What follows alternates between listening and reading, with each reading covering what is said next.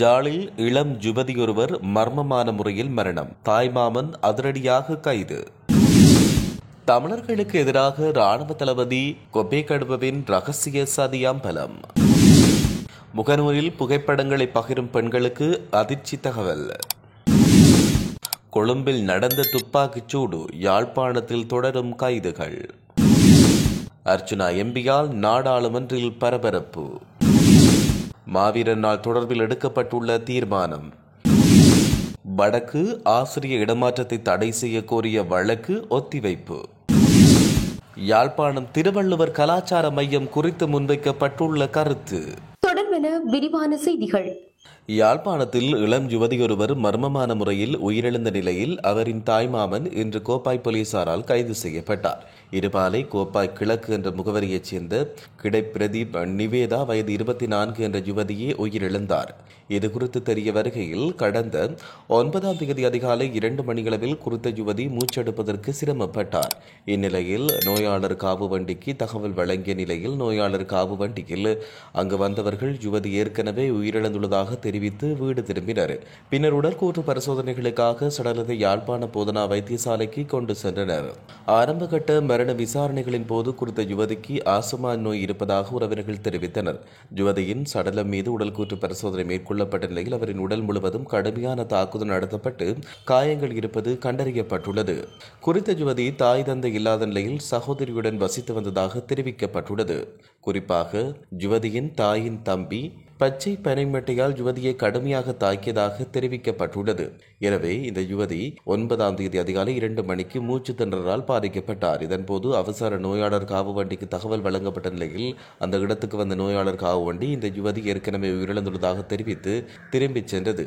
மேலதிக விசாரணைகளை மேற்கொண்ட கோப்பாய் போலீசார் யுவதியின் தாய் மாமனான யாழ்ப்பாண போதனா வைத்தியசாலையில் சுகாதார பணியாளராக கடமையாற்றும் நபரை கைது செய்துள்ளதாக தெரிவிக்கப்பட்டுள்ளது.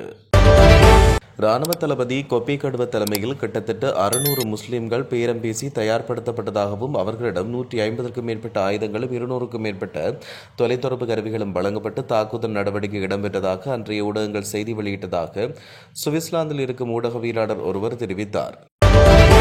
சமூக வலைதளமான பேஸ்புக்கில் அழகான பெண்களின் புகைப்படங்களை பயன்படுத்தி பேஸ்புக் பக்கங்களை உருவாக்கி பல்வேறு நபர்களுக்கு பணத்துக்காக விற்பனை செய்யப்படுவதாக தெரிவிக்கப்பட்டுள்ளது.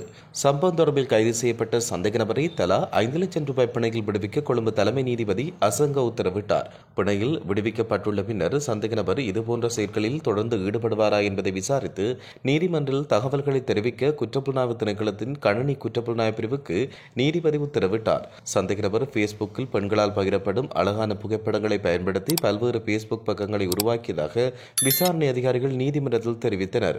என் நிலவு நீ என்ற சொற்றொடரை பயன்படுத்தி பேஸ்புக் பக்கங்களை உருவாக்கியதாகவும் புகைப்படங்களுக்கு சொந்தக்காரர்களான பெண்களுக்கு இது குறித்து எதுவும் தெரியாமல் அவர் இந்த மோசடி செயலை செய்ததாக விசாரணை அதிகாரிகள் நீதிமன்றத்தில் தெரிவித்தனர். எனவே பெண்கள் இந்த விடயம் தொடர்பில் மிகுந்த கவனத்தோடு இருக்க வேண்டும் என்றும் மேலதிக விவரங்கள் தெரிவிக்கின்றன. யாழ்ப்பாணம் மானிப்பாய் பகுதியில் போதை மாத்திரை மற்றும் கஞ்சா கலந்த மாவாவுடன் ஒருவர் கைதாகினார். யாழ்ப்பாணம் மாவட்ட குற்றத்தடுப்பு பிரிவு போலீசாரால் இந்த கைது நடவடிக்கை நேற்று முன்னெடுக்கப்பட்டது. இதன்போது 1000 போதைப் பொருட்களும் அத்துடன் மாவாவும் கஞ்சாவும் கலந்து விற்பனை செய்தமே கண்டுபிடிக்கப்பட்டுள்ளது. குறிப்பாக 2 கிலோ 420 மில்லிகிராம் கஞ்சா கலந்த மாவாவும் இதன்போது கைப்பற்றப்பட்டது. 20 வயது மதிக்கத்தக்க குறித்த சந்தேக நபர் கொட்டாஞ்சேனை துப்பாக்கிச்சூடு சம்பவம் தொடர்பில் உடுவிலில் கைது செய்யப்பட்டவரின் உறவினர் என்று தெரிவிக்கப்பட்டுள்ளது. சந்தேக நபரை மானிப்பாய் போலீசார் ஊடாக மல்லாக நீதவான் நீதிமன்றில் முற்படுத்த யாழ்ப்பாண மாவட்ட குற்றத்தடுப்பு பிரிவு போலீசார் நடவடிக்கை எடுத்து வருவதாகவும் தெரிவிக்கப்பட்டுள்ளமை குறிப்பிடத்தக்கது. நாடாளுமன்றில் நேற்றைய சபை அமர்வின் போது பிரதியமைச்சர் அருண் கேமச்சந்திரவுக்கு ஒழுங்கு பிரச்சினை எழுப்புவதற்கு சபாநாயகர் சந்தர்ப்பம் அளித்ததை நாடாளுமன்ற உறுப்பினர் ராமநாதன் அர்ச்சுனா எதிர்த்தமை சலசலப்பை ஏற்படுத்தியுள்ளது.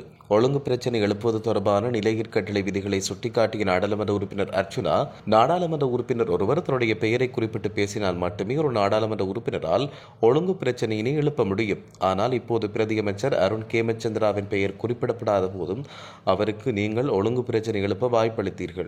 ஒரு அமைச்சரவை அமைச்சரால் மட்டுமே அவரின் பெயர் குறிப்பிடாத போதும் ஒழுங்கு பிரச்சனை எழுப்ப முடியும்.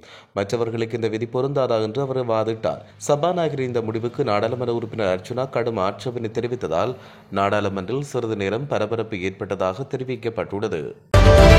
வடமாகாண கல்வி அமைச்சினால் மேற்கொள்ளப்பட்ட சேவையின் தேவை கருதிய ஆசிரியர் இடமாற்றத்தை ரத்து செய்யுமாறு கோரி தாக்கல் செய்யப்பட்ட வழக்கு இன்று யாழ்ப்பாண நீதவான் நீதிமன்றத்தில் எடுத்துக் கொள்ளப்பட்டது. கடந்த 20ஆம் தேதி யாழ்ப்பாண நீதவான் நீதிமன்றத்தில் வடக்கு மாகாண கல்வி அமைச்சால் வழங்கப்பட்ட சேவையின் தேவை கருதிய இடமாற்றத்தில் பாரபட்சம் இருப்பதாக தெரிவித்து இந்த இடமாற்றத்தை நிறுத்தும் தடை உத்தரவை வழங்குமாறு இலங்கை ஆசிரியர் சங்கத்தால் வழக்கு தாக்கல் செய்யப்பட்டது. இந்த வழக்கானது அன்றைய தினமே விசாரணைக்கு எடுத்துக் கொள்ளப்பட்ட போது குறித்த முறைப்பாட்டாளர் தொடர்பான விடயங்களுக்கு இன்று சம்பந்தப்பட்ட அரசு தரப்பினை பதில் வழங்குமாறு நீதிமன்றம் கட்டளை பிறப்பித்துள்ளது.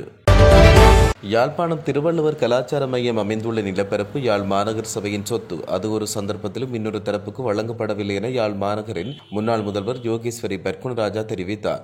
யாழ் மாநகரின் மாதாந்த அமர்வு நேற்றைய தினம் முதல்வர் மதிவதனி தலைமையில் இடம்பெற்றது. இதன்போது யாழ் மாநகர் குறித்தான காணி நிலங்கள் கட்டடங்கள் என்பன அரசு நிறுவனங்களுக்கு வழங்குவதில்லை என்று யாழ் மாநகர சபையில் தீர்மானம் எடுக்கப்பட்டுள்ளதாக தெரிவிக்கப்படுகிறது. வீதியில் நிற்பவர்களை சந்திக்க தயாரில்லை என்று யாழ் மாநகர முதல்வர் தெரிவித்துள்ளார். முறையான முன்னறிவிப்போ தெரியப்படுத்தலோ ஒன்று வீதியில் நிற்பவர்களை சந்திக்க நான் தயாரில்லை என்று மதிவதனி தெரிவித்தார். மேலும் அவர் சதிகளின் பின்னணிகளின் மூலம் போராட்டத்தில் இறங்கியுள்ள இவர்கள் வேண்டுமானால் தன்னை எழுத்து மூலமான ஆவணத்துடன் நேரடியாக வந்து சந்தித்தால் அது தொடர்பில் பரிசீலிக்கலாம் என்று குறிப்பிட்டார். பொறியியலாளரின் கட்டுப்பாட்டில் இருந்து தம்மை விடுவித்து பிராந்திய சுகாதார சேவை அதிகாரியின் கீழ் செயற்பட அனுமதிக்குமாறு கோரி யாழ் மாநகர சுகாதார சிற்றூழியர்கள் பணிப்பகிஷ்கரிப்பு போராட்டம் ஒன்றை முன்னெடுத்தனர். யாழ் மாநகர சபையின் மாதாந்த அமர்வு நேற்று இடம்பெற்ற நிலையில் இது தொடர்பில் உறுப்பினர்கள் முதல்வரிடம் கேள்வி எழுப்பிய போது அவர் இவ்வாறு தெரிவித்தார். மாகாண சபை தேர்தலை அரசாங்கம் அடுத்த வருடம் நடத்தப்போவதில்லை என ஐக்கிய மக்கள் சக்தியின் நாடாளுமன்ற உறுப்பினர் சுஜீவ சேனசிங்க தெரிவித்தார். நாடாளுமன்றில் நேற்று இடம்பெற்ற அடுத்த வருடத்துக்கு ஜனாதிபதியால் முன்வைக்கப்பட்ட வரவு செலவு திட்ட உரை மீதான 2ஆம் நாள் விவாதத்தில் கலந்து கொண்டு உரையாற்றும் போது அவர் இவ்வாறு தெரிவித்தார். அரசுக்கு இதற்கு முன்னர் ஆட்சி செய்த அனுபவம் இல்லை என்றாலும் தேர்தல் காலத்தில் இவர்கள் மக்களுக்கு அளித்து வந்த வாக்குறுதிகள் மீது நம்பிக்கை வைத்து இவர்களுக்கு ஒரு தடவை கொடுத்து பார்ப்போம் என்று மக்கள் இந்த அரசுக்கு ஆட்சி வழங்கியிருக்கிறார்கள். தற்போது மக்கள் அது தொடர்பில் பேசுகிறார்கள். ஜனாதிபதி அடுத்த வருடத்துக்காக சமர்ப்பித்திருக்கும் வரவு செலவு திட்டத்தில் எதிர்பார்க்கப்படும் விடயங்கள் அதிகமாக இருக்கிறது. ஆனால் இந்த எதிர்பார்ப்புகள் நிறைவேறுவதற்கு வாய்ப்பில்லை என்று தெரிவிக்கப்பட்டுள்ளது. மாவீர நாளை ஒரு புனிதமான நாளாக கொண்டாட பச்சிலைப்பள்ளி பிரதேச சபை தீர்மானம் எடுத்துள்ளது. அன்றைய நாள் பச்சிலைப்பள்ளி பிரதேச சபைக்குட்பட்ட பகுதிகளில் மதுபான சாலைகளை மூடுவதற்கு தீர்மானம் மேற்கொள்ளப்பட்டுள்ளது. நேற்றைய சபை அமர்வின் போது ஊடகங்களுக்கு கருத்து வெளியிட்ட பச்சிலைப்பள்ளி பிரதேச சபை தவிசாளர் சுப்பிரமணியம் சுரேன் இந்த விடயத்தை தெரிவித்தார். அவர் மேலும் தெரிவிக்கையில் 2026ஆம் ஆண்டுக்குரிய வரவு செலவு திட்டம் எங்களுடைய 13 உறுப்பினர்களின் ஆதரவுடன் ஏகமனதாக நிறைவேற்றப்பட்டுள்ளது. உண்மையில் எமது பிரதேச சபை ஆரம்பிக்கப்பட்டு முதன்முறையாக எமது சபை ஏகமனதாக வரவு செலவு திட்டத்தை நிறைவேற்றியுள்ளது. இது ஒரு மாற்றம், நாட்டில் ஏற்பட்ட மாற்றம், எமது சபையில் ஒரு மாற்றம். ஆகவே இதன் அடிப்படையில் எமது பிரதேச சபையில் அனைத்து வேலை திட்டங்களும் விரைவாக மேற்கொள்ளப்படும். இன்றைய தினம் எமது சபையில் மிக முக்கியமான தீர்மானங்கள் எடுக்கப்பட்டுள்ளது. எதிர்வரும் மாவீர தினத்தன்று 27ஆம் தேதி பச்சிலைப்பள்ளி பிரதேச சபை எல்லைக்குள் அனைத்து மதுபான சாலைகள் அனைத்து மூடுவதாகவும் இது ஒரு வெற்றிகரம் மிக்க வரவேற்கத்தக்க விடயம் என்றும் எமது இனத்தினுடைய விடுவிற்காக போராடி தமது இன்னுயிர்களை தியாகம் செய்த மாவீரர்கள் நினைவு கூறுவதற்காக அன்று ஒரு புனிதமான நாளாக அதை நினைவு கூற எமது சபை முடிவெடுத்துள்ளதாகவும் அவர் இதன் பொழுது கருத்து வெளியிட்டுள்ளமை குறிப்பிடத்தக்கது.